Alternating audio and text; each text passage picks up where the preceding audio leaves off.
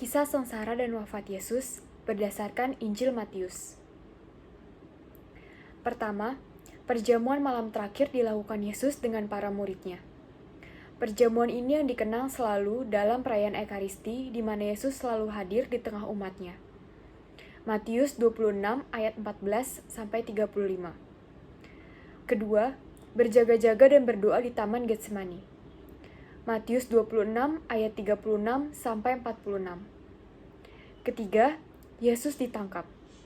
Dalam situasi yang sulit, Yesus tetap menghendaki ketenangan dalam kasih dan damai, tanpa kekerasan. Keempat, Yesus diadili. Di bagian ini terdapat perkataan Yesus. Engkau telah mengatakannya. Akan tetapi, aku berkata kepadamu, mulai sekarang kamu akan melihat Anak Manusia duduk di sebelah kanan yang Maha Kuasa dan datang di atas awan-awan di langit. Matius 26 ayat 64. Pernyataan Yesus ini mau menunjukkan bahwa dirinya adalah Mesias, memiliki kuasa rajawi dan ilahi.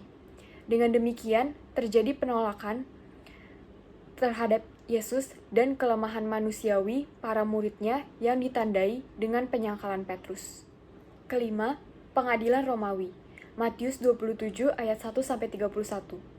Di mana Barabas dipilih orang Israel supaya bebas, sedangkan Yesus yang tak bersalah dihukum mati.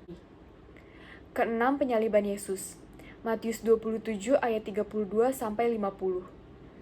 Ketujuh, di depan salib masih ada manusia yang berbaris untuk mengikuti Yesus, tetapi ada juga yang masih menghujat Tuhan dan sesama. Alam semesta dan segala kekuatannya menjadi satu. Berbarislah para baptisan baru atau kepala pasukan Romawi dan semua orang yang mengakui dimerdekakan Kristus. Matius 28 ayat 1-10. Kebangkitan Yesus. Matius 28 ayat 1. Setelah hari Sabat lewat, menjelang menyingsinya fajar pada hari pertama minggu itu, pergilah Maria Magdalena dan Maria yang lain menengok kubur itu. Matius 28 ayat 2. Maka terjadilah gempa bumi yang hebat, sebab seorang malaikat Tuhan turun dari langit dan datang ke batu itu dan menggulingkannya, lalu duduk di atasnya. Matius 28 ayat 3. Wajahnya bagaikan kilat dan pakaiannya putih bagaikan salju. Matius 28 ayat 4. Dan penjaga-penjaga itu gentar ketakutan dan menjadi seorang seperti orang-orang mati. Matius 28 ayat 5. Akan tetapi malaikat itu berkata kepada perempuan-perempuan itu, janganlah kamu takut, sebab aku tahu kamu mencari Yesus yang disalibkan itu. Matius 28 ayat 6. Ia tidak ada di sini, sebab ia telah bangkit, sama seperti yang telah dikatakannya. Mari, lihatlah tempat ia berbaring. Matius 28 ayat 7. Dan segeralah pergi dan katakanlah kepada murid-muridnya bahwa ia telah bangkit dari antara orang mati. Ia mendahului kamu ke Galilea. Di sana kamu akan melihat dia. Sesungguhnya aku telah mengatakannya kepadamu. Matius 28 ayat 8. Mereka segera pergi dari kubur itu dengan takut dan dengan sukacita yang besar dan berlari cepat-cepat untuk memberitahukannya kepada murid-murid Yesus. Matius 28 ayat 9. Tiba-tiba Yesus berjumpa dengan mereka dan berkata, salam bagimu. Mereka mendekatinya dan memeluk kakinya, serta menyembahnya. Matius 28 ayat 10.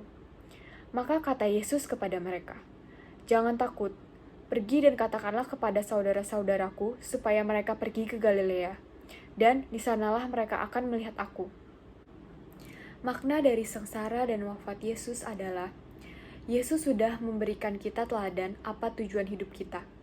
Yesus memberitakan kerajaan Allah yang dilakukannya melalui firman-Nya. Kita harus bertumbuh dan berbuah di dalam Kristus dengan memberitakan tentang kerajaan Allah. Wafat Yesus juga sebagai tanda bentuk solidaritas antara Ia dengan manusia.